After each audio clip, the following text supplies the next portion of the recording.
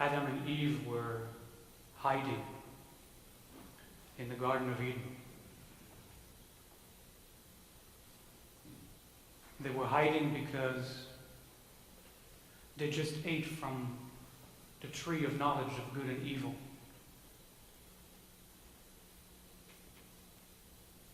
And they knew they were naked. And so they were hiding in the middle of the garden, hiding from God.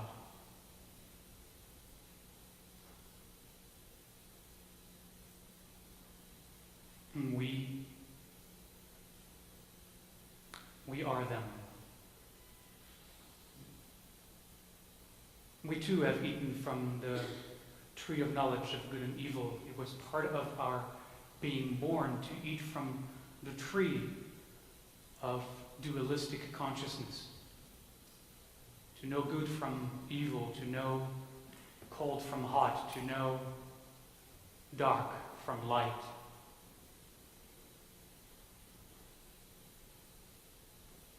At this level of consciousness, we know one thing because we know its opposite. We see ourselves as separate beings, separate from one another, separate from everything around us. We too are hiding. We too are hiding from the one, hiding from our own oneness, hiding from truth with a capital T, hiding from the divine within.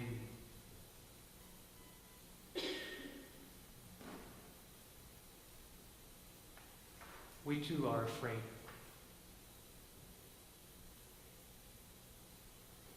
Fear, in fact, is the energy that feeds this dualistic consciousness,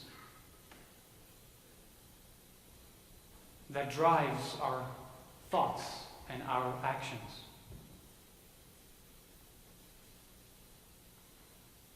We too are afraid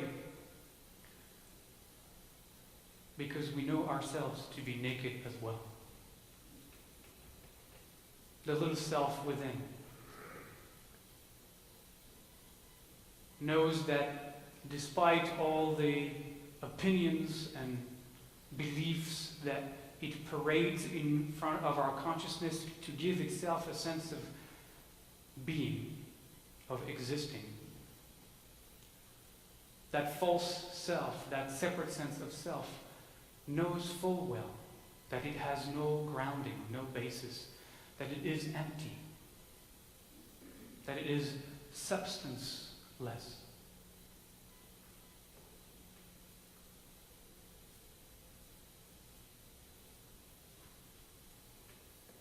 This great emperor we call ego, Yetzer Hara, this great emperor that rules our life with a fist clenched from fear.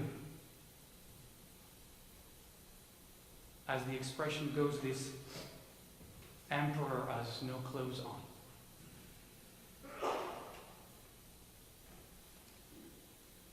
So on this day of Yom Kippur, just like in the Garden of Eden with Adam and Eve, that voice of God is walking in the garden of our heart space, calling us point blank, Ayeka, where are you? Where are you underneath the layers of fear?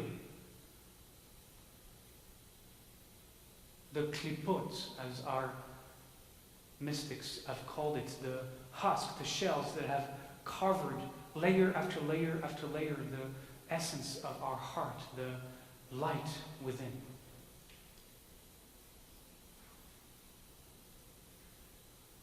Where are you underneath it all? And this is the work we are called to do on this day, to discover where we truly are. Yom Kippur, Yom means the day, and Kippur is kapara, and kapara is to scrub. It is a practice to scrub away those layers of fear that have encased, enclosed, isolated our hearts, that have overshadowed the divine spark within us. And our work through this day, through this next 25 hours, our work is to see those fears. Our work is to enter into those fears. Our work is to explode those fears, to unpack those fears, to expose those fears to the light of consciousness, the light of awareness, and to know the lie that they are. That we don't have to believe them. That they don't have to have so much power over our lives.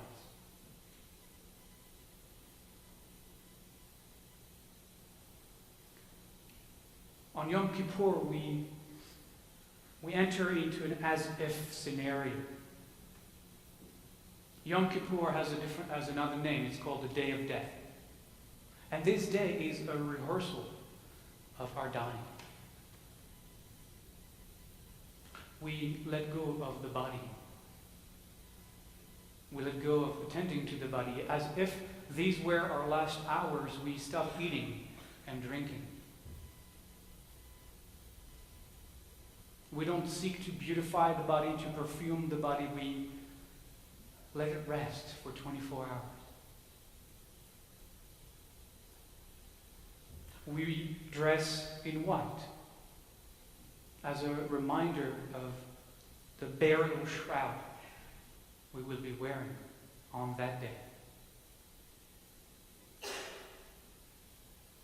And we seek to enter into the fear that arise when we think about the time of our passing, perhaps the greatest of all fears. But the practice is not about attacking those fears, fighting those fears. The practice is to unpack them, to release them, to open them, to surrender them.